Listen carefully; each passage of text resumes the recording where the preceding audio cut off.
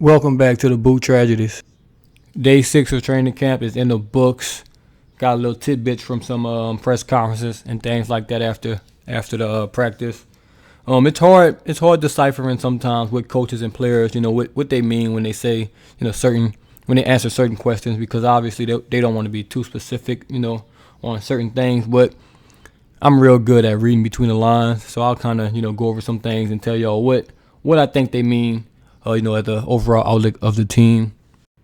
Here's Sean Payton talking about a couple guys, Payton Turner, Quan Alexander, Paulson Adebo, and things like that. So I'll drop clips of all of them and kind of go over what I think he means, or what I kind of know he means for most of them. He's done a great job with his rehab, but the worst thing we could do is throw him right back out into practice. So he'll be with us on the roster, all those things in meetings, but there'll be a little bit of an acclimation period before he's ready to go.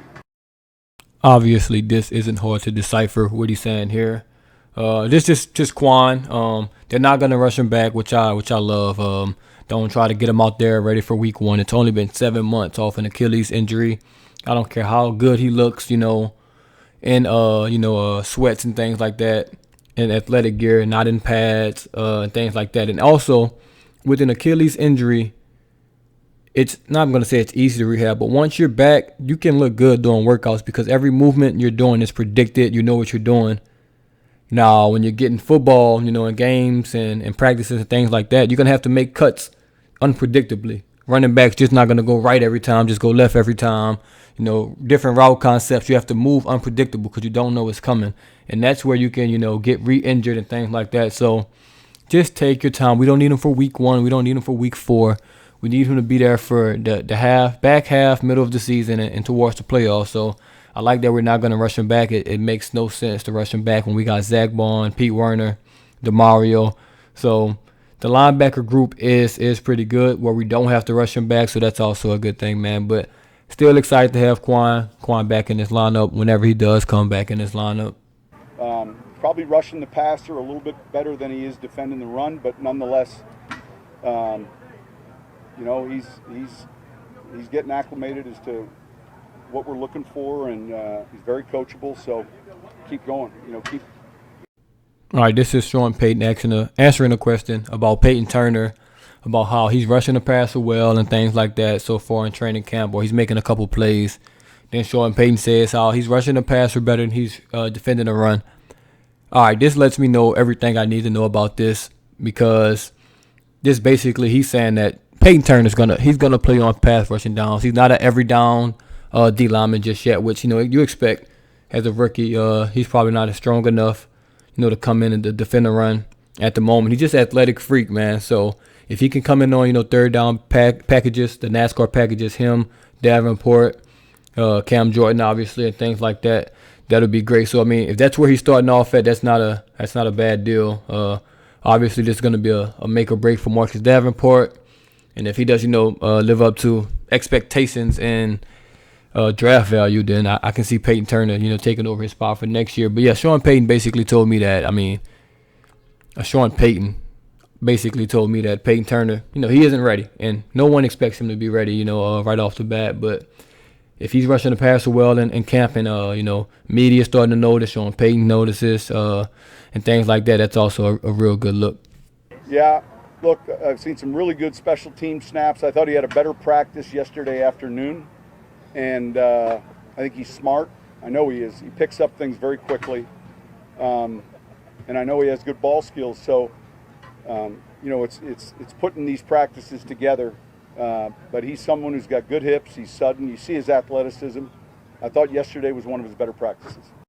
Sean right here was asked about Paulson Adebo, and he basically just said he obviously started off right off the bat that he's been having great special teams practices and special teams plays and things like that. That's a telltale sign.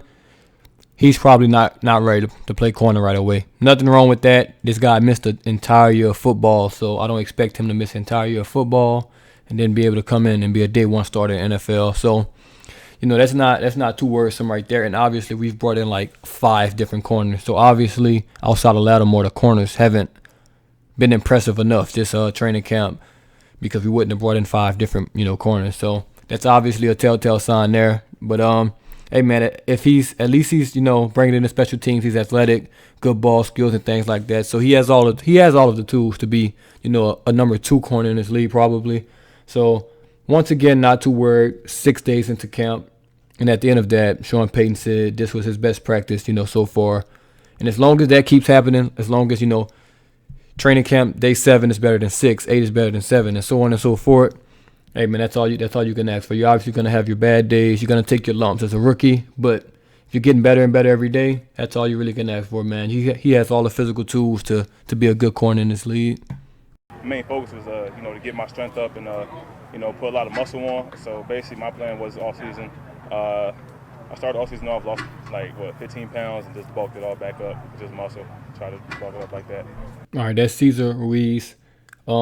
This is probably the biggest thing for me, at least, that I saw, in these press conferences and things like that. Cesar Ruiz, I thought his biggest downfall last year was that he wasn't strong enough at the point of attack. He played center in college, so he had a lot going on. He was trying to, focus on a new position, so from center to left guard, right guard, and things like that.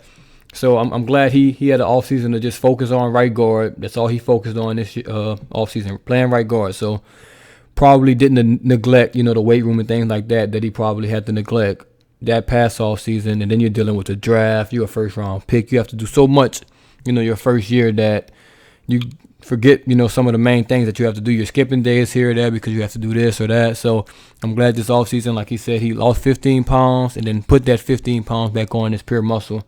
Most people tend to forget about the first-round picks from the previous years, once the new year start.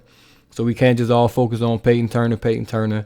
Still was the first-round pick last year and the year before, and, those guys still need to progress as well. Can't just worry about the new first-round draft picks just progressing. So, man, hopefully he has a good year because the offensive line is going to be the biggest key to this Saints season. So they're going to need him to come in and start, not losing his job to this person or that person. He's going to have to be a very, key contributor on that line this year. I guess Coach Payton touched on it a little bit on the run defense. The run, everybody's a little heavier, a little better technique, so you can't just out-athlete everybody. All right, that's Payton Turner talking about basically his struggles in the run defense so far, which he's just been, like he said, out-athleting everybody his whole career and things like that. And I think he's actually the absolutely opposite of Marcus Davenport. Marcus Davenport is just trying to out-athlete people and outpower people just in a pass game, and he can do that in the run game, but he can't necessarily do it in the pass game. And it sounds like Payton Turner's having the opposite effect, where he just out-athleting people and out-strengthening people in the pass game, but he's not able to do it in the run game, which just means he probably has a little more wiggle than Marcus Davenport came into the league with. But hey, man, he knows his faults early. He knows what he has to work on. Like I say, all of these players are young. All of them have time to develop. Not expecting him to come in and be, a top 10 pass rusher in the NFL day one. But it's good that he knows what he needs to work on, man. And it's great that he's going against Armstead and Ramchick every day in practice. So he's going to get better. If you can beat those guys or compete with those guys, then you won't have a problem with anybody in the NFL. That's the one reason I'm kind of upset that Davenport hasn't improved as much. You're working with the 2 best tackles in the game, and the Saints always have a good offensive line. So you're always working with good offensive linemen. A lot of that is because he's been injured, but hopefully he's healthy now. He can get that taken care of and stuff like that. But yeah, man, that's training camp day 6. Actually, that's not it. I forgot. I have to touch on the first interception of training camp.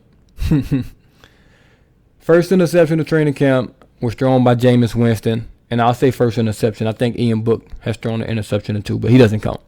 Between Jameis Winston and Taysom Hill, the first interception was thrown. Jameis Winston threw it to Ken Crawley, an underthrown deep ball, I think to Marquez Callaway, I believe. Ken Crawley got the first interception of training camp, and that's just hilarious. Ken Crawley have his back, number 2 corner. That was a joke, by the way. But yeah, man, I don't care. That doesn't affect the quarterback situation to me. I do think it's funny that it's been 6 days and that's the first interception. So both guys are obviously taking care of the ball. That's a good thing. Jameis Winston threw the first interception. I'm sure the Taysom fans are jumping with rejoice that Jameis threw an interception. Now they think Taysom should be a starter forever.